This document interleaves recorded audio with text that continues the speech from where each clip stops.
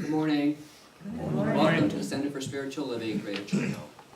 It's a pleasure to be here this morning to see all of my friends, my spiritual family. And that's big. That's big.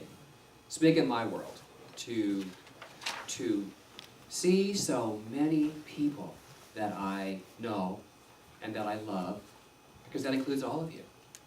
And so many more. So many more. So welcome. Welcome to the first Sunday of the new year. Well, the theme for 2015 is living in love. You like that? Living in love. And our theme for the month of January is agreement. And if you'll notice, you go onto the website,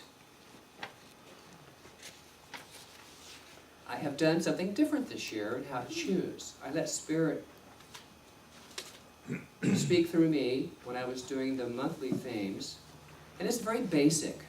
It's the ABCs of spirituality. So, beginning with January is A, agreement. And it goes for the next 11 months. B, C, D, E. So you have to figure that out yourself. You figure it out, you can go online and look, or you can just wait. It'll become self-evident. So, living in love through our agreements is the theme for the month. And it's agreeing to that which we love, and that which brings us great joy. And it's the idea of this month. So here's my statement on agreement. It's in your handouts. Spiritual agreement is the evolution of God in us saying, I am. That is spiritual agreement to me. It's when we say, I am. To anything. But first of all, to ourselves. What am I? I am spirit. It's all that I am. First and foremost, I'm spirit. And you can use whatever term you want to use. You can use, I am God. Some people don't like that word, God. Like there's some conflict, that there's something outside themselves. That's okay. Find a word that works. I'm universal love. Whatever I am is to you. And so as the new year begins, we're offered many ways to come to this idea of agreement, aren't we? There's a list of intentions for the new year.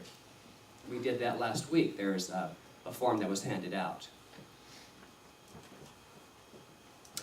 There's a promise that the new year brings a lot of new, time of new beginnings, time to break old habits, yes? Give up something. Time to create a healthier and happier you through whatever that, diet, exercise, all of that.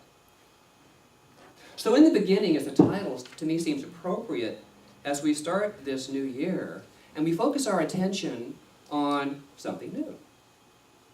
Who doesn't like new? I love new. I got a new phone, thanks to my little friend 10-year-old Cole. Boy, you give a young mind without all of its bad thinking. All the limitations that I said, oh, I can't go do that. But when he said, can we go with me? I was there. That was my catalyst. That was my aha.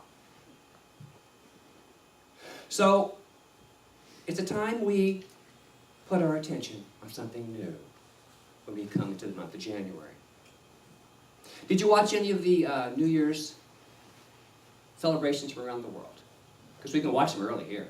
I mean, there's Hong Kong, and there's Sydney Harbor, and London, and all the different places, and Dubai, and New York City. By 9 o'clock, it can all be over here for us, you know. It was for me, 9:05. Good night. Midnight in New York. But there's a lot of anticipation in those celebrations around the world. People are focused, waiting. There's a rush as the monitors do the countdown. 5, 4, 3, 2, 1. Boom! Happy New Year! Confetti and Auld Lang Syne and all that energy in this idea of newness. There's kisses and there's hugs and there's lots of emotion for a lot of people. There's sadness. But there's also the hope for something new. Hope for a new beginning. Well, what I know about all of that as I was watching this year is that the whole planet was energized, coming around this idea of something better, something new, letting go of what was, possibly. It's a moment that we get to contemplate what might be in our lives. Something fresh, something new.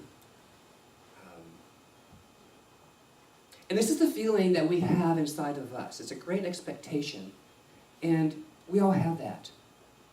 And it gives rise to it at New Year's. It's always been there. And I know I felt that, and I'm sensing you felt it too.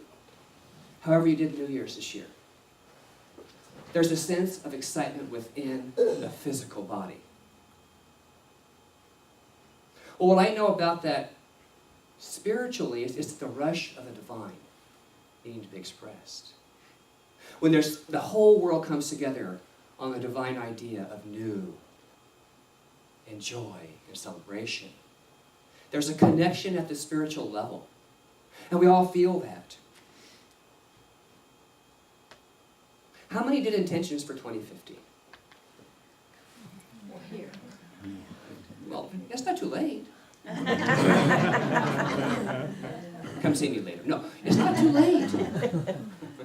It's never too late for a new intention.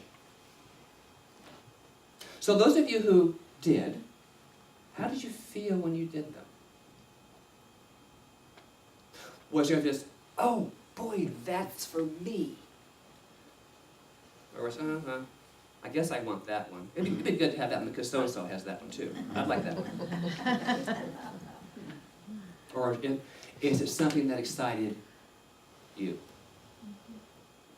Because that is your intention, if you're excited. Are there fireworks within your own soul when you think about your intentions? Can you get excited about it? Or have you forgotten about it? Is there one that you can claim, not out loud today, for yourself that thrills you, that bubbles up within you, that you can hardly wait for that to be realized? Yes? Yeah? Anybody else? Oh, about 10 people. Great! So takes that roll. Well, if not, if it doesn't thrill you like the fireworks on New Year's, then let them go. They're duds. No. Let them go, they're duds. Their fuse did not light. And you can't force it. You can't force it because it will not light. It's not yours. It is not yours. All I like to say is be clear and honest about your stuff. About your stuff. Because what I love when I look out is knowing some of your stuff. What thrills you? What scares you? Many times what scares you is something that needs to be a little further clarified for us. So on the idea of vision and clarity, I quote from the textbook. Declare that your vision is clear and that your faith in spiritual substance is unshaken. When faith touches a certain point in our consciousness and the light of spiritual understanding dawns upon us, we glorify the good The faith and the clarity of our own stuff, meaning the desires of our soul must be authentic to us, to you and to me individually. Otherwise, the waters of our consciousness are murky and clouded and can become turbulent. Always glorify what's good about you. And be clear about it. Be clear about it. We are a science of mind center, teaching science of mind, religious science. We study the visible and how it relates to the invisible. That thoughts are things, cause and effect. And we offer the tools and a few classes now and then, which help the student, myself as well, better understand the importance of what we call volition, which is that real self, the real self of self-choice. It is the spiritual reality self, this volition. And it comes from our being clear and authentic. We can only have clear volition when we know who we are and what we're about. So let me go on the record this morning and tell you, you're a piece of work. And you're mental. You're a piece of work and you're mental. How do you feel about that? Thank you. Takes one to know one. You and I are mental, and we are works in progress. We live from the mental.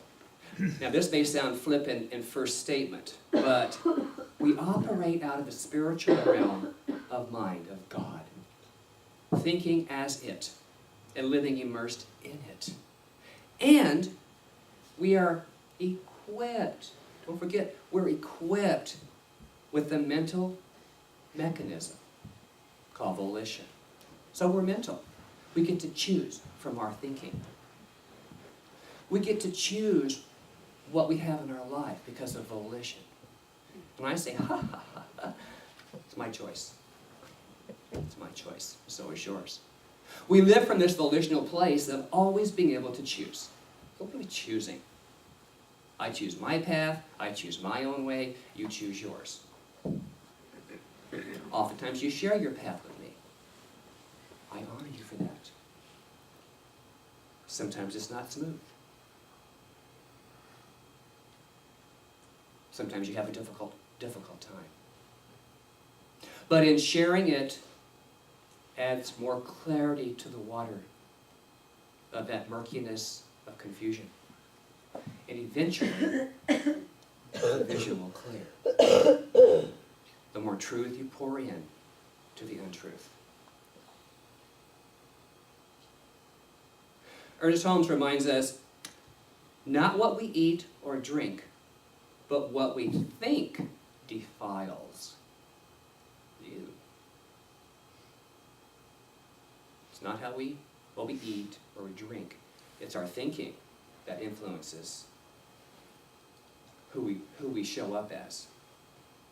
He goes on to say, the issues of life are from within. If a person is clean in mind, that person is clean indeed. We must keep the mental house free from any thought which contradicts the truth of being. So, as pieces of work, we get to work our way through things, through life. From beginning to beginning to beginning, because there is no end in spirit. There is no end in spirit. The dead end we sometimes feel is when we label the mental beliefs as unchangeable.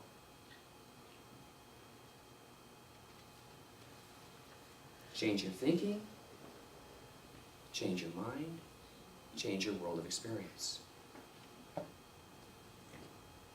We are spiritual beings having a human experience.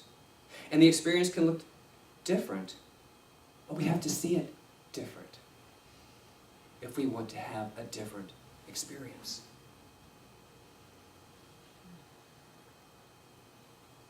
We must drop limiting labels. I've changed it from beliefs because we tend to, from our beliefs, put a label on something. And so if we can identify the label for ourselves, putting out there, whether it's on ourselves or out there, that begins the journey of discovery. Because many times we can't understand or get to the point of belief. But we can spot our labels. We can spot our judgments. And so from that place is where we begin. And so either through a practitioner or a minister or talking in a group, that's all good. Because it gets us started.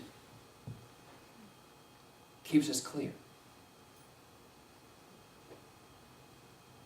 We have a chance to rewrite, edit our intentions along the way. Never believe that you are stuck by what you said a second ago as what you want to do. That was a second ago. Maybe you changed your mind. Maybe you changed your mind. There's a lot of unconscious action that happens for us. And especially when we say we want to change our way of doing. Some of our beliefs are very deeply held. I don't want to let go. I have an example. Because it's from the statement, it's the way I've always done it. I tell you a true story now. Makes me thirsty just thinking. Short story. 30, 40 minutes. Well, I've been a hairdresser for many years. And a while back I was leaving a restaurant in Chico, and there was a client and her husband having dinner. So, being a southern boy, I walked up and used my manners. I said, "Good evening, Mary." And she said, "Good evening, Michael. I'd like you to meet my husband, John." Well, we shook hands, and so we started chatting a little bit, and they were between courses, so I was paying attention to that. And so as we were chatting, she took off her earrings. She took off her wristwatch, took her glasses off and put them on the table. And I was watching her, and her husband was watching her, and he says, "Honey, what's that about?" And she said, "Well, it's so automatic. I see Michael. I'm getting ready for a shampoo."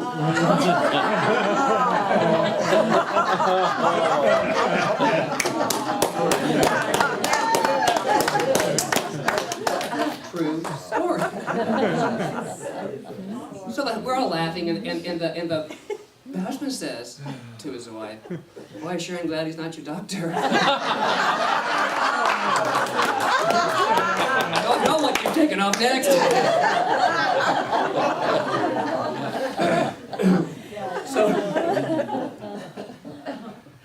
So patterns run deep. Patterns run deep. And most of them are unconscious. I'm knowing most of them are as kind as that. So that's just a true story that I could share that you can think about as you move into this new year. To begin anything new requires not only new ways of doing, but also letting go of known old ways. And when we start doing that, those other ways tend to show up too. So just a disclaimer for the future, for 2015. In the 4 agreements, Don Miguel Ruiz And the first chapter is titled, Be Impeccable with Your Word. That's clarity, that's purpose, that's knowing, that's living from your soul's excitement. Impeccable is flawless, true, and gives rise to the God in us and as us. So, beloveds, I know it's time for more love. Do you want to wait? No. I don't. Remember, you're a piece of work. You're a piece of work. And you're all mental. You're all mental. And it's a good thing, isn't it? It's a really good thing. It's a good thing to know that through mental healing, our spiritual work is filled with love and joy. So I close with a quote that I wrote for the month. Spiritual agreement is the evolution of God in us saying, I am. So I'd like you to affirm this with me 3 times. I am. I am. I am. I am. Namaste. So it's